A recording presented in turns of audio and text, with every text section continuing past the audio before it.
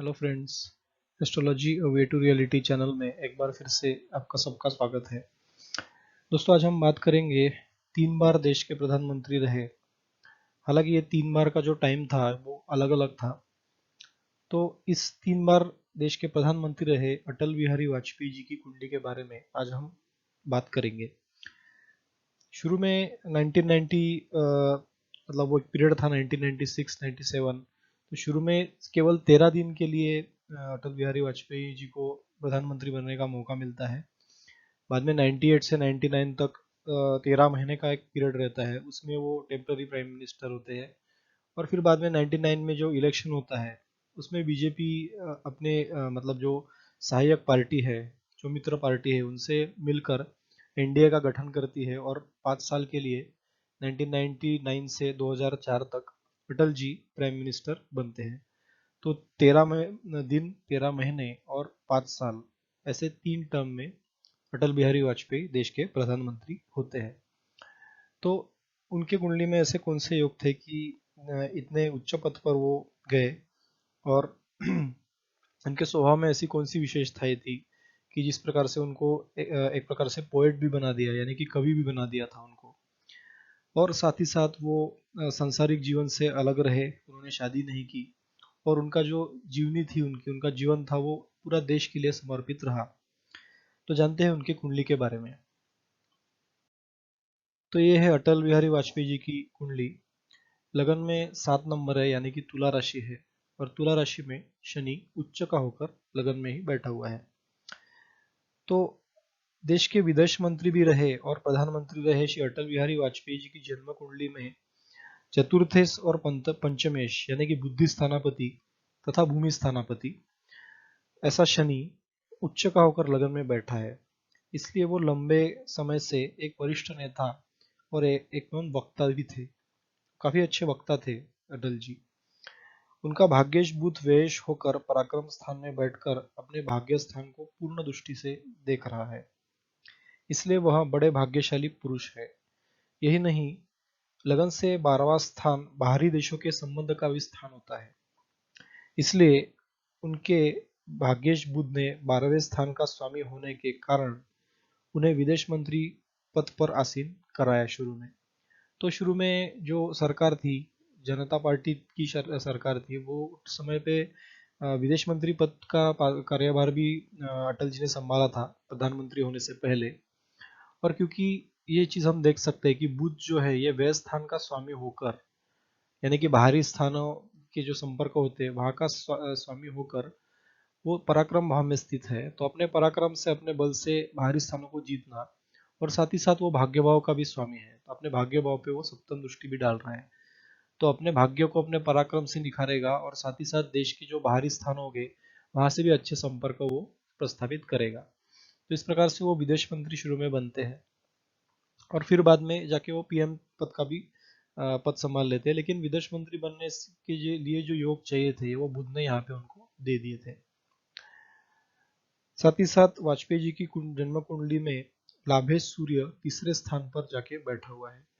जैसे कि सूर्य की पोजीशन हम देख रहे हैं, ये पराक्रम स्थान में बैठा हुआ है, और ये लाभेश है क्योंकि 11वें भाव का स्वामी होकर वो पराक्रम स्थान में जाके बैठा हुआ है। तो ये भी पराक्रम का एक अच्छा योग है, और इसी के कारण है कि पुरुषार्थ द्वारा उन्होंने लाभ और प्रभाव प्रभाव की विशेष प्राप्ति या फिर विशेष शक्ति उनको प्राप्त थी।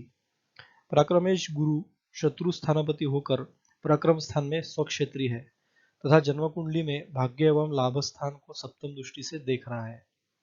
इसके इसका परिणाम यह हुआ कि पुरुषार्थ कर्म द्वारा शत्रु पक्ष पर उनका प्रभाव हमेशा रहेगा।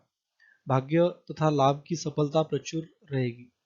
सूर्य, बुध तथा पराक्रम स्थान में बैठकर उच्च साहस शक्ति इनके प्रदान कर रहे हैं, और जिसके कारण सफलता भी प्राप्त हो रही है। तो गुरु यहाँ पे जो पराक्रम स्थान में अपने ही घर में बैठे हुए हैं, और शत्रु स्थान के स्वामी भी है, और शत्रु स्थान में मंगल बैठा हुआ है, तो ये शत्रु के ऊपर मंगल हमेशा हावी रहेगा। और गुरु यहाँ पे प्रबल होगा क्योंकि शत्रु स्थान का स्वामी पराक्रम स्थान में बैठा है, तो अपने पराक्रम से वो शत्रु के ऊपर प्रभावी रहेंगे।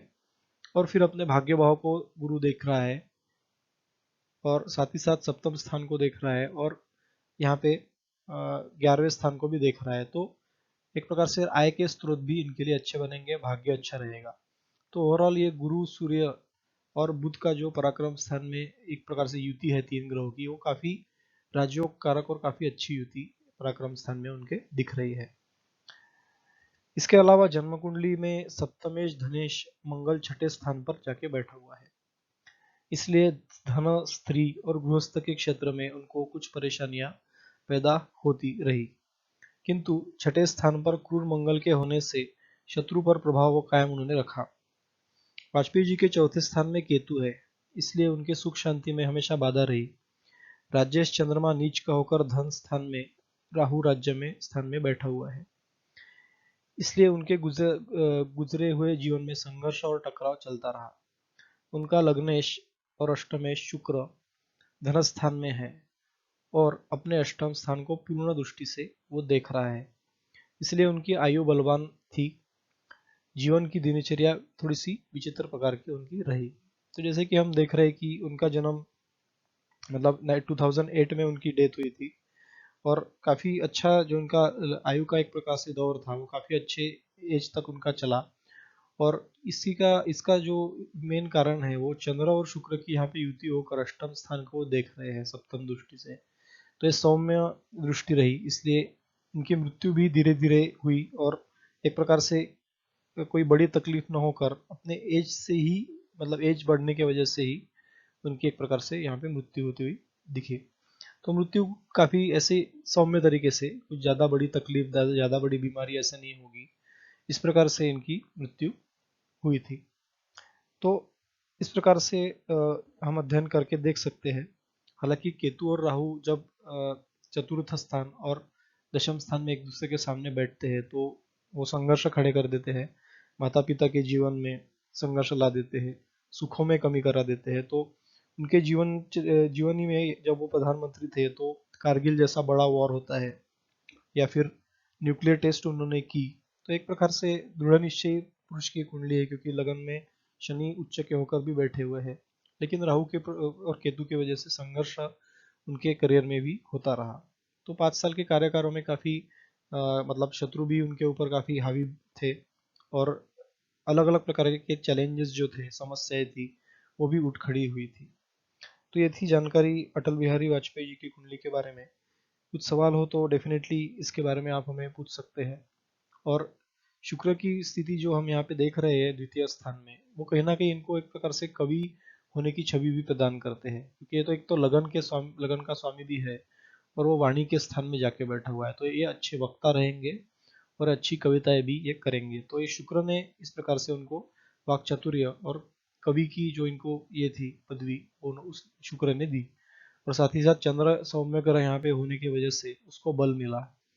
तो इस प्रकार से हम इसका अध्ययन कर सकते हैं। तो ये थी जानकारी अटल जी की कुंडली के बारे में।